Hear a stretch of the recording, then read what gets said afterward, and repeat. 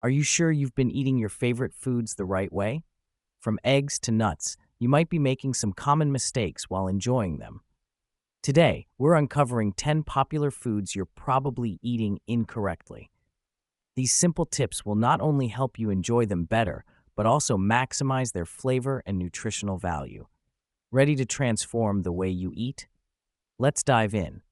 Here are 10 foods you've likely been eating incorrectly. First food that many consider healthy, but often gets misinterpreted, is oats. The key issue with oats is the glycemic index, GI, which measures how quickly a food raises your blood sugar levels. To understand this, let's compare different foods. Glucose, the reference point for GI, has a value of 100. White bread, often criticized for being highly processed, has a GI of 70. Surprisingly, quick oats, a popular breakfast choice, have an even higher GI of 83, meaning they raise your blood sugar faster than white bread. On the other hand, steel-cut oats, a less processed version, have a GI of 42, which is nearly half. This significant difference highlights the impact of food processing on your body.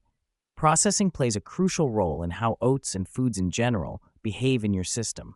Whole, minimally processed foods like steel-cut oats are dense and take longer to digest. This slow digestion helps stabilize blood sugar levels, making them a better option. Quick oats, in contrast, are heavily processed, flattened, pre-cooked, and dried, making them much faster to cook and digest. Think of steel-cut oats as a dense log on a fire, burning slowly, while quick oats are like paper, igniting and burning rapidly. Instant oats are even more processed, cooking in just a minute and digesting in seconds. The faster digestion leads to a rapid spike in blood sugar, which isn't ideal for those managing metabolic conditions or aiming for long-term health.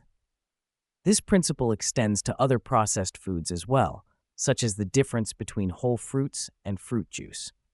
When you eat a whole fruit, it takes time to break down the fiber and release the sugars, but fruit juice, with its cell walls broken down, enters your bloodstream almost instantly. The second food is lectins. Lectins are natural proteins found in plants, acting as their defense mechanism. Unlike animals which can run, bite, or claw their way out of danger, plants use chemical strategies to deter predators. Lectins can irritate the digestive system, making them harder to digest, and in some cases triggering adverse reactions. While many people tolerate lectins well, others experience significant health improvements by reducing their intake. Common foods high in lectins include nightshades, beans, quinoa, and corn.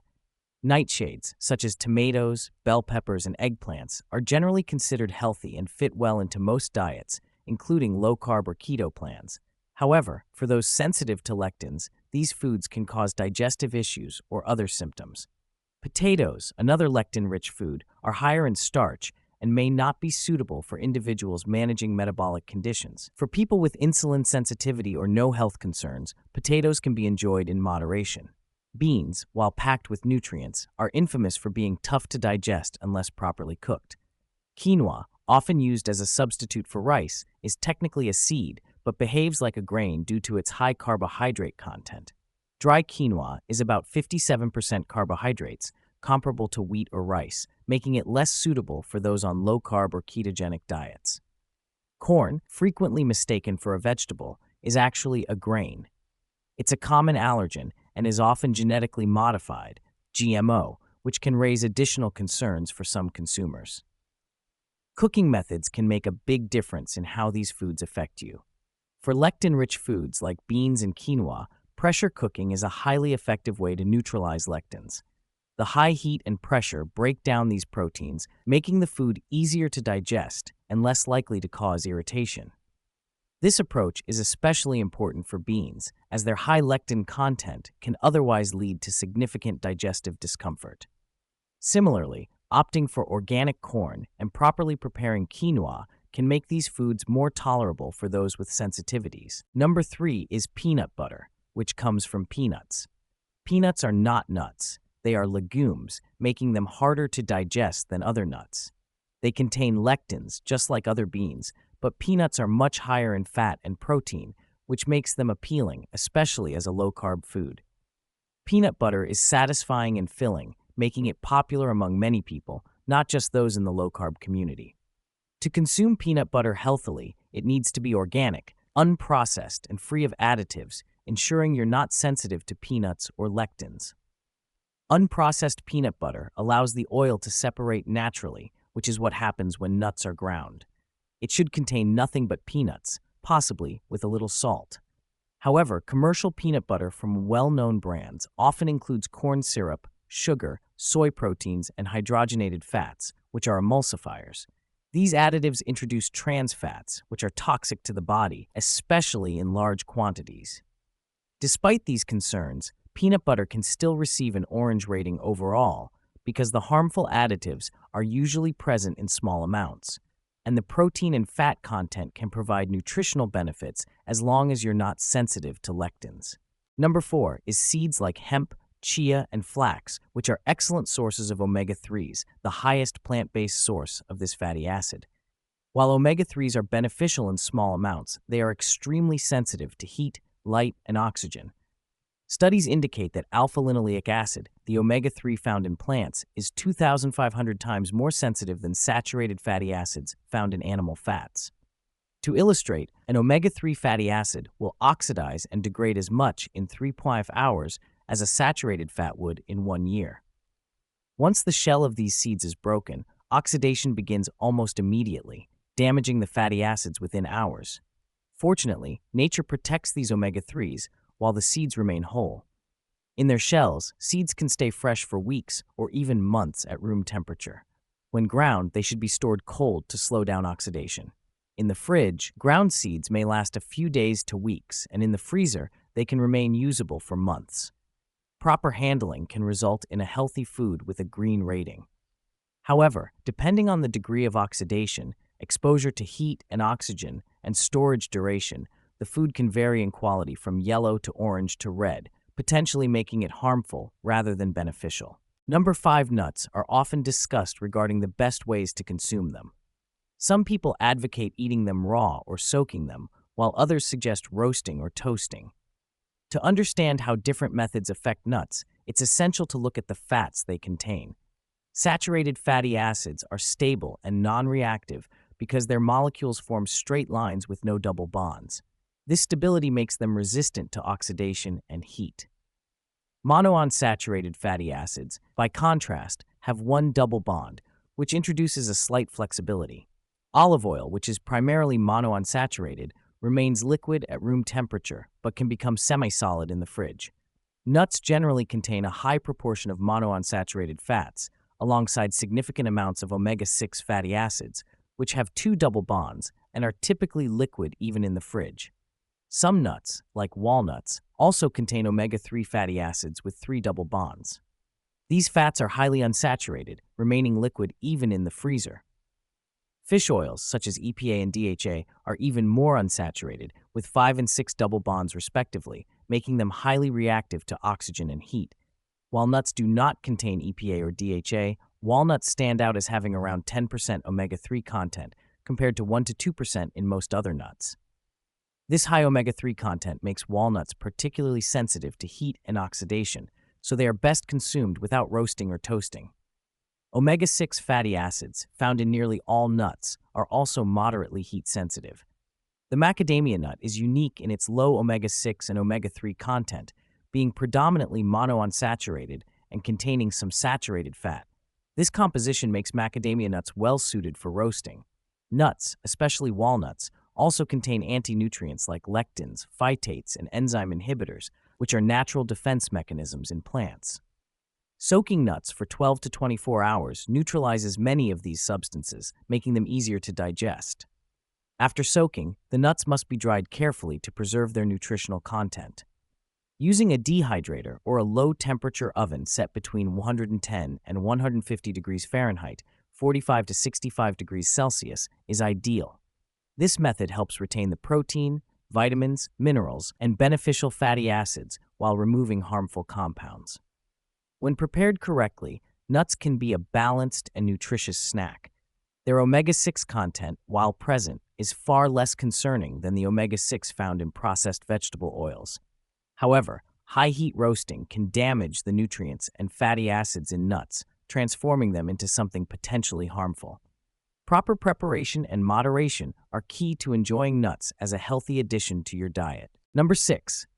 Mayonnaise and dressings are known for being high in omega-6 fatty acids, but unlike the fats found in nuts, these are concentrated, isolated, and stripped of beneficial nutrients like protein. The processing of these oils involves high heat, high pressure, and chemical treatments such as deodorizing and degumming, which remove any resemblance to the seeds or nuts they originally came from. The result is oxidized fats, which are far from ideal for consumption. While having a tablespoon or two of these products occasionally, perhaps once a month, is unlikely to cause significant harm, regularly including them in your diet is not a healthy choice. A better alternative is to make homemade mayonnaise using high-quality oils. The healthiest option is organic, extra virgin olive oil, but its strong taste often makes it unappealing to most people. If you can enjoy mayo made from olive oil, that's great, but for those who find the flavor too intense, other cold-pressed oils like walnut or avocado oil are options. These oils, however, also have distinct flavors, and the less processed they are, the stronger their taste. A reasonable compromise is filtered cold-pressed avocado oil, which has a milder flavor suitable for mayonnaise. The key is to avoid heavily processed oils to prevent oxidative damage common in commercial dressings. Number 7. Eggs and chicken also raise significant concerns regarding their production methods. Birds kept in cages live under highly restrictive conditions, unable to move freely, which not only affects their well-being, but also the quality of the eggs and meat they produce. Cage-free birds, while seemingly a better option, are only marginally improved as they remain crowded indoors. Free-range sounds appealing, suggesting birds roam freely outdoors, but in practice, this often means they are housed in large barns with only theoretical access to outdoor spaces, such as a small door leading to a patch of grass. Most birds may never utilize this outdoor access, making free-range a questionable label. The most reliable standard, at least in the United States, is pasture-raised, where birds are given ample outdoor space, typically about 108 square feet per bird, allowing them to roam and forage. If pasture-raised products are unavailable, sourcing eggs and chicken from local farmers or neighbors who allow you to see how their birds are treated is a good alternative. For those with the space, time, and opportunity, raising chickens at home can ensure humane treatment and provide high-quality eggs and meat. Number 8. Fish, like mayonnaise and eggs, can vary significantly in health benefits depending on its source and preparation. Farmed fish should generally be avoided due to the poor conditions in which they are raised. These fish live in confined spaces, are prone to diseases and parasites, and are often fed low-quality feed. Such conditions result in unhealthy fish, which in turn affects their nutritional value for consumers. The preparation of fish is equally important. Fish oils, particularly EPA and DHA, are highly sensitive to heat and can be easily damaged during cooking. To preserve these delicate omega-3 fatty acids, fish should be cooked gently at low temperatures. Mercury contamination is another major issue, especially in larger predatory fish such as shark, swordfish, and tuna, which accumulate mercury over their long lifespans. Smaller fish like salmon, sardines, and mackerel, particularly wild-caught species, are lower in mercury and provide excellent sources of omega-3 fatty acids. Flatfish and other small, non-predatory fish are also generally safe choices. Selecting the right fish and preparing it with care ensures a nutritious and enjoyable meal that can be consumed regularly without significant risks. Wild-caught fish cooked at low heat offers a combination of flavor and health benefits, making it a valuable part of a balanced diet. Number 9. Meat in the United States is predominantly grain-fed, which fundamentally alters its nutritional profile and raises several concerns. Grain, including corn and soy, is high in omega-6 fatty acids, which can promote inflammation. Cows, naturally designed to eat grass, become unhealthy when fed grain-based diets. This diet not only makes the animals sick, but also changes the fat composition in their tissues, leading to a higher omega-6 content that is then passed on to the consumer. Additionally, the widespread use of grain feed contributes to the mistreatment of animals, as many are confined and subjected to unhealthy living conditions. On top of this, there is the significant issue of antibiotics. While officially denied, The sale of thousands of tons of antibiotics for animal feed raises questions about their use in preventing disease in these confined and stressed animals. Despite these concerns, meat can be extremely healthy if sourced correctly.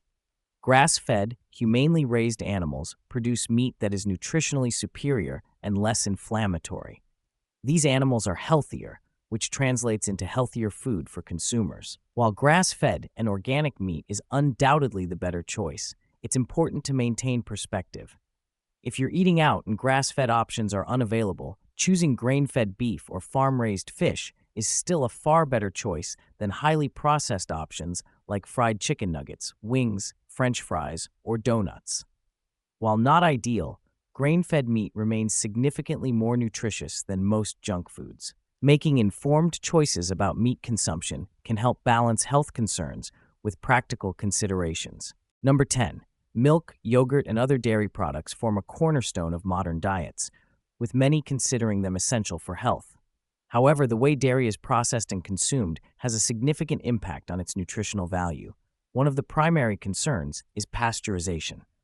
While pasteurization is intended to reduce the risk of acute diseases and improve public health, it has unintended consequences.